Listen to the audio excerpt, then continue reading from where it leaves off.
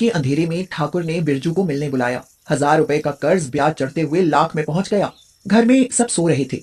बिरजू धीरे से उठकर बाहर जाने लगा, मगर चलते वक्त उसे ठोकर लगी और वह धड़ाम से गिर गया। कुछ गिरने की आवाज सुनकर सबकी आंखें खुल गईं। बिरजू की पत्नी हंसा ने पूछा, इतनी रात में कहाँ जा रहे हो जी? तो बिरजू ने कहा, अरे कहीं नहीं, बस अभी आता हूँ। ठाकुर साहब ने कहा था कि रात में खेतों पर फेरी लगा लिया करो। बिरजू की 17 साल की बेटी काजल बोली, अकेले मत जाओ पिताजी, चलो हम सब साथ चलते हैं। अरे तुम माँ बेटी को तो बेकार की चिंता करने की आदत है, आराम से सो जाओ। वैसे भी टॉर्च लेकर जा रहा हूँ, इसलिए डर की कोई बात नहीं है। यह कहकर वह चल दिया। आज हंसा को भी कुछ सही नहीं लगा और वह भी चुपचाप बिरजू के पीछे निकल पड़ी। खेतों के पास ठाकुर खड़ा हुआ बिरजू का इंतजार कर रहा था। उसके साथ उसके 2 लठैत और खड़े हुए थे। क्यों रे, बहुत देर कर दी, कहाँ रह गया था? कुछ नहीं ठाकुर साहब, बस निकलते समय बीवी बच्चों की आंख खुल गई तो उन्हें बहलाने फुसलाने में लग गया था। किसी को बताया तो नहीं कि मैंने बुलाया है तुझे?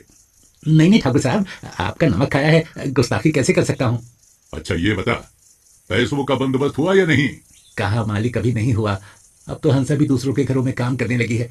बस एक बार और कुछ दिनों की मोहलत दे दो ठाकुर साहब, बस उसके बाद मैं सारा कर्जा चुका दूंगा। अगर उसके बाद भी नहीं दिया तो क्या मालिक, अपना घर मकान बेच दूंगा, लेकिन आपके पैसे नहीं मारूंगा। अरे अरे, इतना कष्ट उठाने की क्या जरूरत है तुझे? अरे तेरे पास तो एक ऐसा हीरा है, अगर तू उसे मुझे दे दे तो तेरा सारा कर्जा माफ कर दूंगा। बिरजू की आंखें खुशी से चमक उठी। उसने पूछा, अच्छा ऐसा मेरे पास क्या है ठाकुर जी, मुझे बताओ तो मैं तुम्हारे लिए अभी ले आऊं। ठाकुर ने अपनी आंखें बड़ी करते हुए कहा, अरे तेरी बेटी काजल, सुना है बड़ी खूबसूरत है। इस पर बिरजू चिल्लाते हुए बोला, ठाकुर, खबरदार अगर मेरी बेटी के लिए एक शब्द भी और बोला तो जान से मार दूंगा। ये कहकर बिरजू ने ठाकुर का गिरबान पकड़ लिया। फिर दोनों में हाथापाई होने लगी।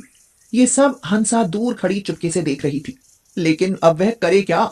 अपने पति को कैसे बचाए, उसे समझ नहीं आया और वह अपनी बेबसी पर दूर खड़ी रोती रही। ठाकुर ने अंत में बिरजू के सीने में गोली मार दी, जिससे बिरजू की तुरंत ही मौत हो गई। गोली चलते ही हंसा चिल्लाई, नहीं! हंसा की आवाज सुनते ही ठाकुर के दोनों आदमियों ने हंसा को पकड़ लिया। ठाकुर ने पूछा, क्यों री, दूर खड़ी खड़ी सारा तमाशा चुपचाप देख रही थी? हंसा जानती थी कि उसके हाथ में पिस्तौल है। अगर वह बोली तो ठाकुर उसे भी मार देगा। फिर उसकी बेटियों का क्या होगा? ठाकुर ने कहा, सुन हंसा, हम तुझे कुछ नहीं कहेंगे, बस तुझे इतना करना है कि थाने में जाकर ये बयान देना है कि तू मेरे घर में साफ सफाई करती थी। तेरे आदमी का चरित्र सही नहीं था, इसलिए तूने मेरे घर से पिस्तौल चुराकर अपने पति का खून कर दिया। देख ले, तेरा सारा कर्जा माफ कर दूंगा, तेरे बच्चों की जिंदगी संवर जाएगी, उनकी सारी जिम्मेदारी मैं लेता हूँ, मैं। हंसा मरती क्या न करती, उसके पास कोई रास्ता नहीं था। अगर उसने मना किया तो वे लोग उसे भी मार देंगे, फिर उसकी बेटियों का न जाने क्या होगा। इसलिए उसने हाँ कह दिया और बिरजू को वहीं पड़ा छोड़ पिस्तौल लेकर घर आ गई। सुबह तक सारे गांव में बिरजू के खून की खबर फैल चुकी थी। पुलिस शिनाख्त के लिए घर आई तो हंसा ने बिरजू का खून अपने सिर ले लिया। उसे लगा कि उसके बाद ठाकुर सब कर्जा माफ कर देगा। 2 घंटे बाद ठाकुर बोला, ए लड़की, तेरा बाप तो मर गया और तेरी माँ उसके खून के जुर्म में जेल चली गई। आज शाम को मेरे आदमी तुझे लेने आएंगे, अब तू मेरी बनकर रहेगी, समझी? काजल डर गई। अब वह बिल्कुल अकेली थी। एक छोटी बहन थी पायल, अब वह क्या करेगी? उसे कुछ समझ नहीं आया। जैसे ही ठाकुर घर से गया, वह अपने घर में से कुछ जरूरी सामान लेकर अपनी बहन का हाथ पकड़कर भाग गई। पायल बोली, दीदी अब नहीं चला जा रहा, बस थोड़ी दूर और पायल। अरे वो देखो, ट्रेन रुकी हुई है, हम उसी में चढ़ जाते हैं। वो दोनों ट्रेन में तो चढ़ गईं, मगर खिड़की से आती हुई सर्द हवाओं ने उनकी कुल्फी जमा दी। ठंड के मारे उनके दांत कटकटाने लगे। 2 दिन वो इसी तरह ट्रेन में ठंड में भूखी प्यासी इधर से उधर घूमती रही। टीटी ने पूछा, सुनो बेटा, मैं 2 दिन से तुम्हें ट्रेन में ही देख रहा हूँ, न तुमने किराया दिया न ही तुम उतरी, क्या बात है? काजल ने रोते हुए टीटी को सारी बात बताई। टीटी दयालु आदमी था। वह बोला, बेटी तुम सियानी हो, ट्रेन में न जाने कैसे कैसे लोग चढ़ते हैं, आजकल किसी का भरोसा नहीं। अगले स्टेशन पर मेरा घर है, तुम वहीं उतर जाना और कुछ दिन वहीं रह लेना। पायल ने कहा, अंकल हमें ना भूख लगी है और बहुत तेज ठंड भी लग रही है। मैं भी खाना लाता हूँ, लो ये चादर, ओढ़ कर बैठ जाओ। टीटी उन्हें अगले स्टेशन पर उतारकर अपने घर ले गया और उनको रहने के लिए एक छोटी सी कोठरी दे दी। काजल ने कहा, हम आपका एहसान कभी नहीं भूलेंगे अंकल जी।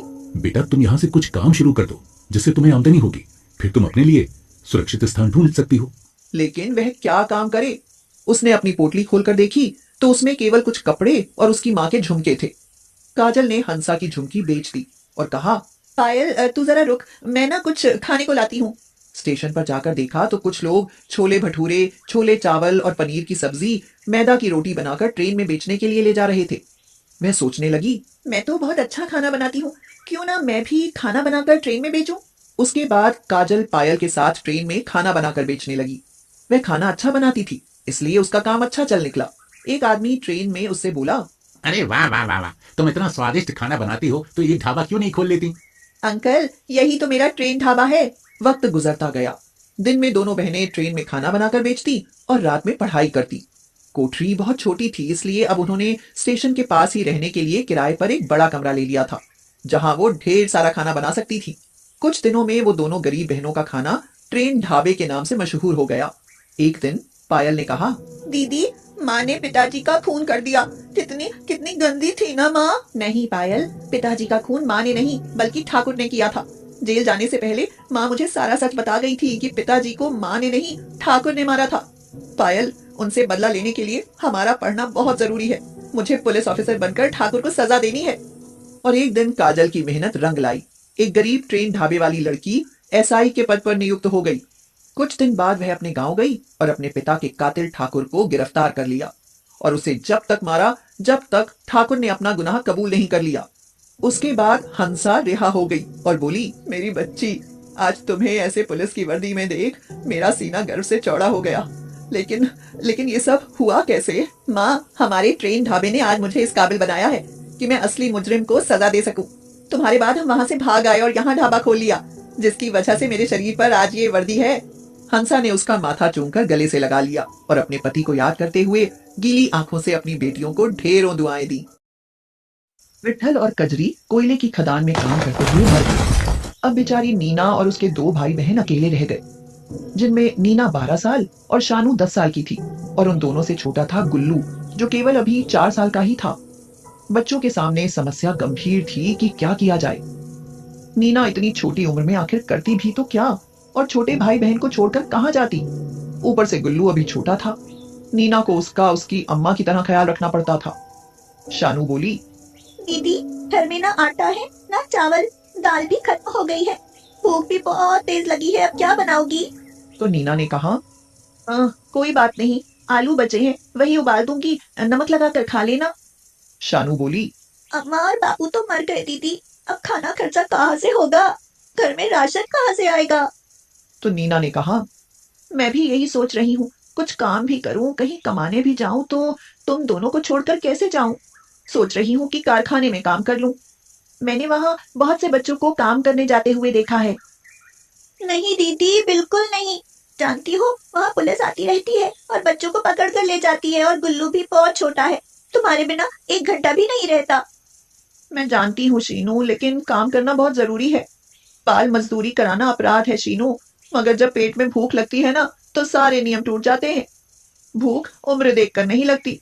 घर में कुछ नहीं है, भूखे मरने की नौबत आ गई है।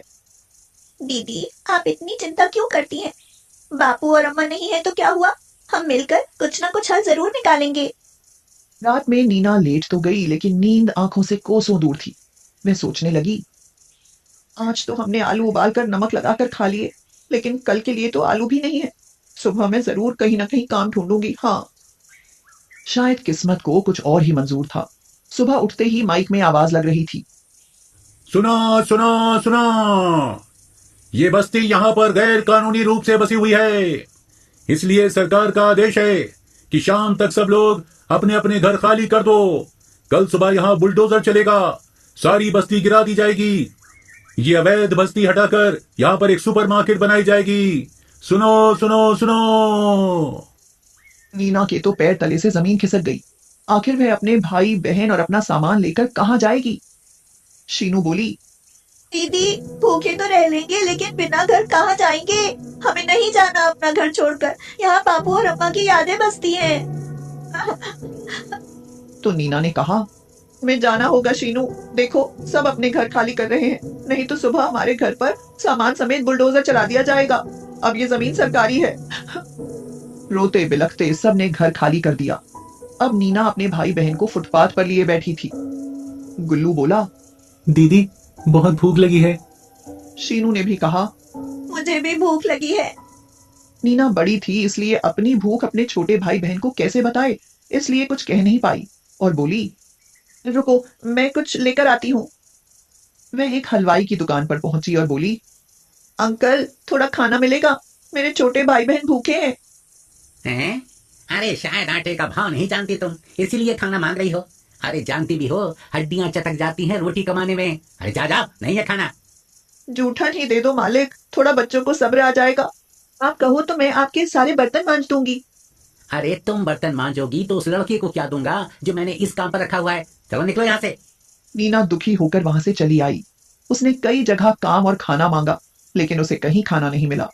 हार कर वह रोने लगी और भगवान से प्रार्थना करने लगी, हे भगवान, ये पेट क्यों बनाया, और बनाया तो इसे भूख का एहसास क्यों दिया। तभी उसकी नजर कूड़े पर गई, जहां एक औरत बासी रोटी फेंक कर जा रही थी। वह इस समय इतनी मजबूर थी कि लपक कर उसने वो रोटी उठा ली और बच्चों के पास ले आई और बोली, तीनों गुल्लो आओ जल्दी से, देखो मैं तुम्हारे लिए रोटी लाई हूँ। लेकिन दीदी खाएंगे किससे? वो सब्जी उनके यहाँ खत्म हो गई थी, इसलिए पानी के साथ खा लो, कल सब्जी से खा लेना। नीना जानती थी कि वह झूठ बोल रही है, शायद कल भी वह उन्हें रोटी सब्जी नहीं दे पाएगी। वह उन्हें रोटी खिलाकर थोड़ी देर में आने के लिए कहकर वहां से कारखाने में पहुंच गई और वहां के मालिक से बोली, मालिक यहाँ कुछ काम मिलेगा, हमें काम की जरूरत है। नहीं नहीं, यहाँ बच्चों को काम पर नहीं रखा जाता। और वैसे भी क्या तुम जानती हो कि यहाँ क्या काम होता है?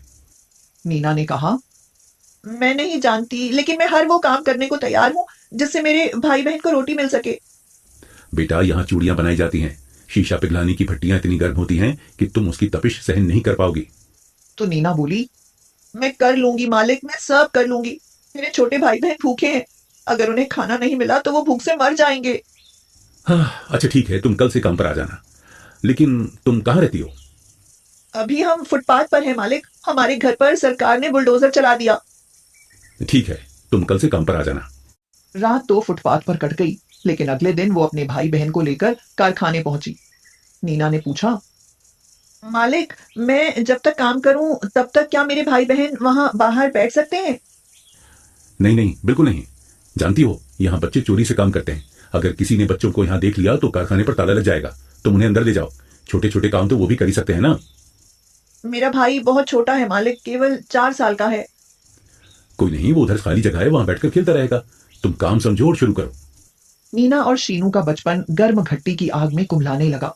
2 वक्त की रोटी के लिए नन्हे हाथ मजदूरी करने लगे, जिससे उन्हें भरपेट खाना मिल जाता था। रात में वो फिर से वहीं फुटपाथ पर जाकर सो जाते थे। एक दिन कारखाने पर छापा पड़ा। मालिक के साथ सारे बच्चे भी पकड़े गए और उनसे पूछताछ की गई। उनमें से एक पत्रकार भी थी, जिसका नाम था अमिता। अमिता ने बच्चों से पूछा, बच्चों तुमसे यहाँ क्या जबरदस्ती काम कराया जाता है? तो नीना ने कहा, नहीं दीदी, हम लोग तो यहाँ खुद काम करने आए हैं। मालिक ने तो हमें मना भी किया था कि हम अभी छोटे हैं। अमिता ने फिर पूछा, फिर क्या तुम्हारे माँ बाप तुमसे काम करा रहे हैं? नीना बोली, अम्मा और बापू को मरे हुए 8 महीने हो गए दीदी। घर पर सरकार ने बुलडोजर चला दिया। कुछ दिन फुटपाथ पर पड़े रहे, भूख ने आत्मा सिकोड़ दी। कई बार कूड़े से बासी रोटियां उठाकर अपने भाई बहनों का पेट भरा।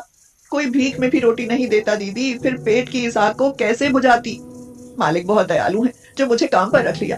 मेरे भाई बहन भी पूरे दिन यही मेरे पास रहते हैं। कम से कम खाना तो पेट भर मिल जाता है, सो तो फुटपाथ पर भी जाते हैं। अमिता दुखी होकर कहती है, उफ, बहुत दुख भरी कहानी है तुम्हारी। इस भूख से सैकड़ों बच्चों का बचपन छिन जाता है। ये भूख मासूमों का जीवन छीन जाती है। लेकिन अब तुम्हें भूखे मरने की कोई जरूरत नहीं है। हमारी एक संस्था है नवजीवन, जहाँ बच्चों को खाने के साथ साथ शिक्षा भी दी जाती है और उनके रहने सहने का हर तरह से ख्याल रखा जाता है। क्या तुम वहाँ रहना पसंद करोगे? दीदी जहाँ रोटी मिलती हो, जहाँ भूखा ना रहना पड़े, हम वहाँ रह लेंगे। दीदी बस भूख नहीं झेली जाती। बच्चों की मासूमियत भरा जवाब सुनकर अमिता की आंखों में आंसू आ गए और वह उन बच्चों को अपने साथ वहां ले गई जहां गरीब बच्चों की भूख खत्म हो जाती है। अब तीनों बच्चे नवजीवन संस्था में रहते थे। शीनू और गुल्लू स्कूल जाने लगे और नीना सिलाई सीखने लगी। वक्त बीतता चला गया। पढ़ लिख कर वो तीनों बच्चे काबिल बने और नवजीवन की बहुत सारी शाखाएं खोली, जिससे किसी गरीब का बचपन भूख से दम न तोड़ सके।